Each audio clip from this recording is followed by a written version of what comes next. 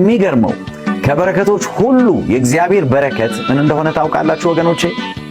እግዚአብሔር ከኛ ጋር መሆኑ፣ እግዚአብሔር ከሕዝቡ ጋር መሆኑ። ከዛ የሚበልጥ በረከት የለም። የእስራኤል ሕዝብ ትልቁን በረከት የበላው በምድረ በዳ ጭው ባለ በረሃ ሲያልፉ እግዚአብሔር ከእነርሱ ጋር ነበር። ብዙ ቦታ እናገራለሁ። እስራኤል 40 ዓመት ተንከራተተ ይባላል እንጂ የተንከራተተውስ እግዚአብሔር ከእስራኤል ጋር አንድም ቀን ጥሏቸው ሄዶ አያውቅም። አንድም ቀን ከመገናኛው ድንኳን ውስጥ ክብሩ ተለይቶ አያውቅም። በድንኳን ኖርኩኝ አለ ለዳዊት። ከሕዝቤ ጋር ተንከራተትኩኝ አለ። ያ ብቻም አይደለም፣ የደመናው አምድ ከእግዚአብሔር ሕዝብ አንድም ቀን ተለይቶ አያውቅም ነበር። የእሳቱ አምድ ከእግዚአብሔር ሕዝብ ተለይቶ አያውቅም ነበር።